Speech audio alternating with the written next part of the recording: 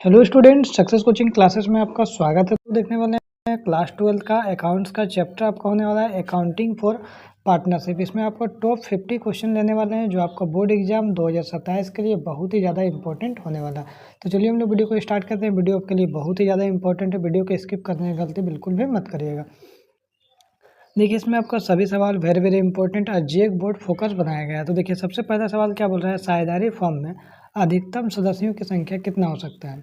बोल रहा है कि एक पार्टनरशिप में अधिकतम संख्या कितना हो सकता है। तो ध्यान रखिएगा सबसे अधिकतम संख्या हमारा 50 हो सकता है। ठीक है, अब पार्टनरशिप हम लोग किसको बोलते हैं, जैसे दो लोग मिलकर किसी बिजनेस को स्टार्ट करता है तो उसको हम लोग क्या बोलते हैं, पार्टनरशिप बोलते हैं। ठीक है, आगे यदि हम लोग देखते हैं क्वेश्चन में दूसरा क्या बोल रहा है, साझेदारी व्यवसाय जो है, साझेदारी व्यवसाय किस अधिनियम के अंतर्गत आता है। तो ध्यान रखिए एग्जाम के लिए बहुत ज़्यादा इंपॉर्टेंट है। साझेदारी अधिनियम 1932, इसी में आपको सब चीज़ लिखा होता है, क्या क्या नियम है, क्या क्या कानून, सब चीज़ इसी में आपको लिखा हुआ था, साझेदारी अधिनियम 1932 के।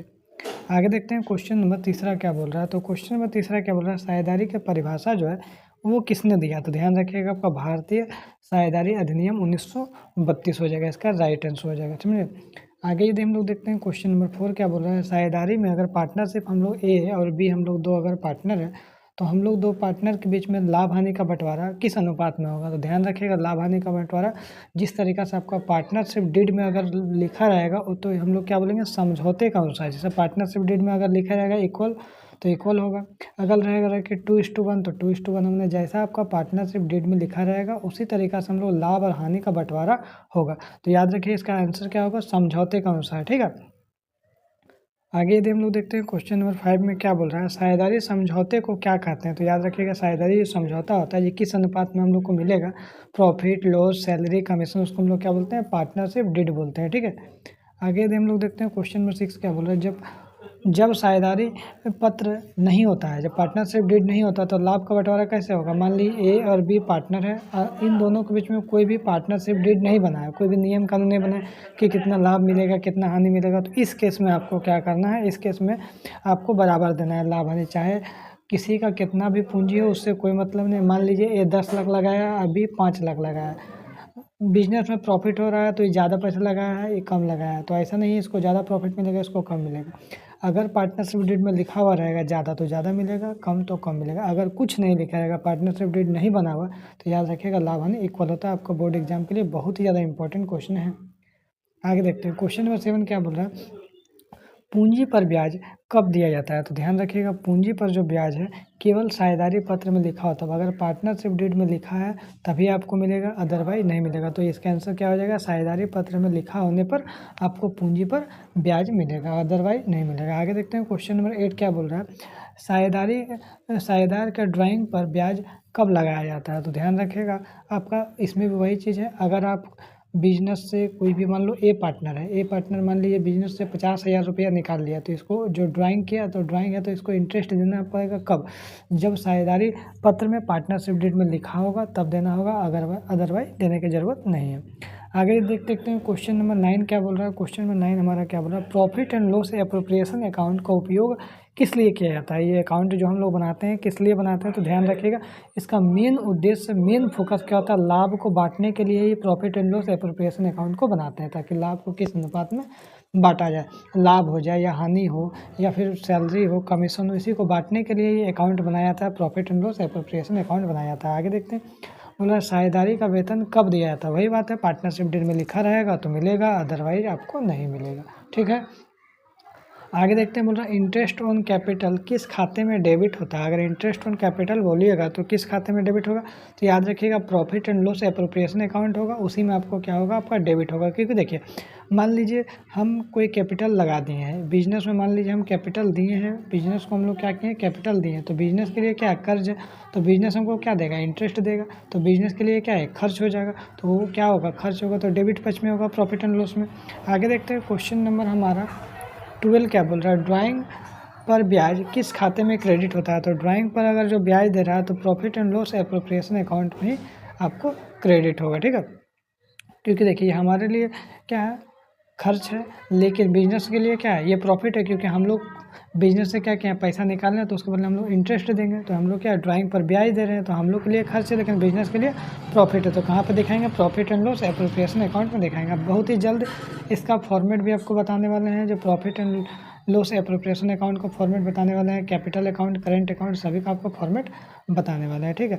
अगर आप हमारे व्हाट्सएप ग्रुप में ज्वाइन नहीं हुए तो आप हमारे व्हाट्सएप ग्रुप में ज्वाइन हो जाइएगा, उसमें आपको सभी तरह के इंपॉर्टेंट चीज़ आपको मिलेगा, ठीक है। आगे देखते हैं क्वेश्चन नंबर 13 क्या बोल रहा है, profit and loss appropriation account किस प्रकार का खाता होता है। तो ध्यान रखिएगा, एग्जाम के लिए बहुत ज़्यादा इंपॉर्टेंट है। तो नॉमिनल खाता होता है, नॉमिनल मतलब अगर खर्चा हो रहा है तो डेबिट और इनकम हो रहा है तो क्रेडिट हो जाएगा, ठीक है। आगे यदि हम लोग देखते हैं क्वेश्चन नंबर 14 क्या बोल रहा है, साझेदार का चालू खाता किस प्रकार का खाता होता है। तो ध्यान रखिएगा, ये आपका पर्सनल अकाउंट होता है। क्या होता है, पर्सनल अकाउंट होता है। आगे यदि हम लोग देखते हैं क्वेश्चन नंबर 15 क्या बोल रहा है, पूंजी स्थिर होने पर ड्राइंग कहाँ लिखते हैं। अगर कैपिटल स्थिर है तो ड्राइंग जो है कहाँ पे लिखेंगे, तो ध्यान रखिएगा ड्राइंग जो हमारा है करेंट अकाउंट में लिखते हैं। कहाँ लिखते हैं, करेंट अकाउंट में लिखते हैं। आगे देखते हैं, यदि पार्टनरशिप डही अगर पार्टनरशिप डीड नहीं है तो पूंजी पर ब्याज क्या मिलेगा। तो याद रखिएगा, अगर पार्टनरशिप डीड नहीं है तो पूंजी पर ब्याज क्या होगा, तो ध्यान रखिएगा आपका नहीं मिलेगा। क्या होगा, नहीं मिलेगा। ऑप्शन नंबर बी हो जाएगा, ठीक है। सेम आगे देखते हैं क्या बोला, इंटरेस्ट ऑन ड्राइंग का उद्देश्य क्या होता है। तो याद रखिएगा, इंटरेस्ट ऑन ड्राइंग का उद्देश्य अनुशासन बनाए रखना होता है, ठीक है। एक डिसिप्लिन फॉलो होता है ताकि आपको इतना ड्राइंग किए तो आपको इंटरेस्ट भी उतना डालना है। आगे देखते हैं क्वेश्चन नंबर हमारा 18 क्या बोल रहा है, क्वेश्चन नंबर 18 बोल रहा है, जब लाभ का वितरण किया जाता है तो किस खाते को उपयोग करते हैं। तुरंत बताए थे, या लाभ का बंटवारा कर रहे हैं, प्रॉफिट का बंटवारा कर रहे हैं, तो याद रखिएगा profit and loss appropriation account का खाता खोल के बांटेंगे। आगे देखते हैं क्वेश्चन नंबर 19 क्या बोल रहा है, साझेदारी में न्यूनतम सदस्यों की संख्या। अगर एक पार्टनरशिप तब कहलाएगा जब कम से कम कितना सदस्य होना चाहिए, कम से कम आपका 2 सदस्य तो होना ही चाहिए, तब पार्टनरशिप कहलाएगा। अधिकतम कितना होना चाहिए, 50 होना चाहिए।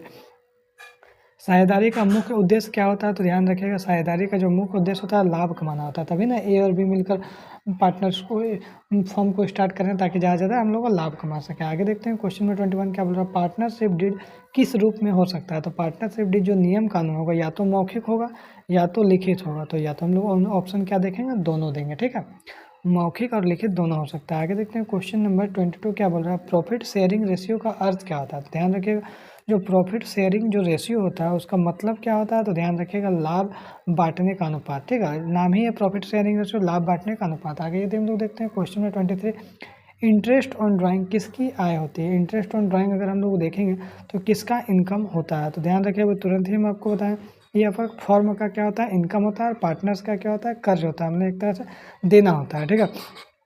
आगे यदि हम लोग देखते हैं क्वेश्चन नंबर 24 क्या बोल रहे हैं, इंटरेस्ट ऑन कैपिटल किसकी आय है। तो याद रखिएगा, इंटरेस्ट ऑन कैपिटल जो हमारा है वो आपका साझेदार का इनकम होगा। क्योंकि मान लीजिए ए कोई पार्टनर है, वो क्या किया, किसी फॉर्म में पैसा दे दिया, 5 लाख रुपया दे दिया, तो फॉर्म के लिए क्या क्या कर्ज है, तो इसको क्या करेगा, पार्टनर को इंटरेस्ट देगा, तो पार्टनर्स के लिए क्या है, ये प्रॉफिट हो जाएगा। तो इसके लिए प्रॉफिट होगा, साझेदार के लिए आय हो जाएगा। आगे यदि हम लोग देखते हैं क्वेश्चन नंबर 25 क्या बोल रहा है, एप्रोप्रिएशन का अर्थ क्या होता है। ये भी आपको एग्जाम में बहुत ज़्यादा इंपॉर्टेंट है। एप्रोप्रिएशन का अर्थ क्या होता है, लाभ का वितरण होता है, ठीक है, लाभ का वितरण। आगे यदि हम लोग देखते हैं क्वेश्चन नंबर 26 क्या बोल रहा है, सैलरी टू पार्टनर कहाँ लिखते हैं। याद रखिएगा, सैलरी टू जो पार्टनर है वो कहाँ लिखते हैं, तो profit and loss appropriation account में लिखते हैं, क्योंकि जो भी आपका पार्टनर की सैलरी है उसको हम लोग को देना होता है।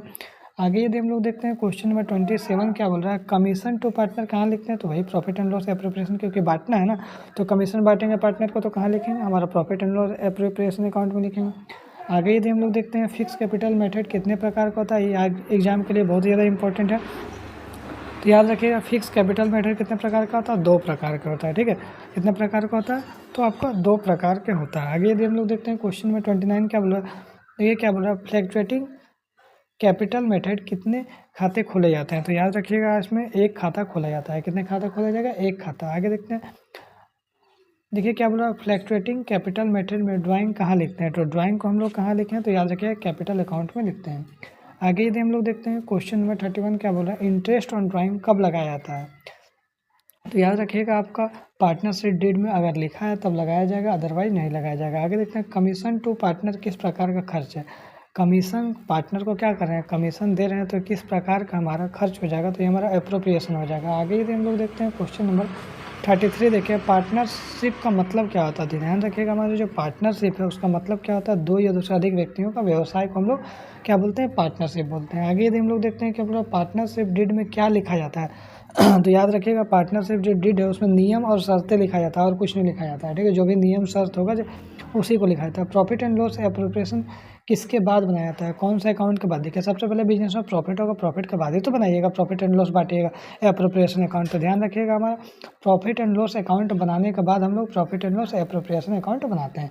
आगे यदि हम लोग देखते हैं क्वेश्चन में 36 क्या बोल रहा है, इंटरेस्ट ऑन कैपिटल किसके लाभ को कम करता है। तो याद रखिएगा, इंटरेस्ट ऑन कैपिटल किसके लाभ को कम करता है, तो ध्यान रखिएगा आपका फर्म के लाभ को कम करता है। आगे देखते हैं क्वेश्चन नंबर 37 क्या बोल रहा है, इंटरेस्ट ऑन ड्राइंग किसके लाभ को बढ़ाता है। तो याद रखिएगा, इसका आपको फर्म के लाभ को बढ़ाता है, क्योंकि हम लोग फर्म को देंगे, हम लोग जब कोई पैसा निकालेंगे तो हम लोग बिजनेस को देंगे ना, तो बिजनेस के लिए एक इनकम है, तो फर्म को लाभ को बढ़ाता है। आगे देखते हैं, पार्टनर से सैलरी, अगर पार्टनर को सैलरी दे रहे हैं तो किस खाते में दिखाएंगे। तो ध्यान रखिएगा, इसका कौन सा खाता में दिखाएंगे, प्रॉफिट एंड लॉस एप्रोप्रिएशन में, क्योंकि ये खर्च है।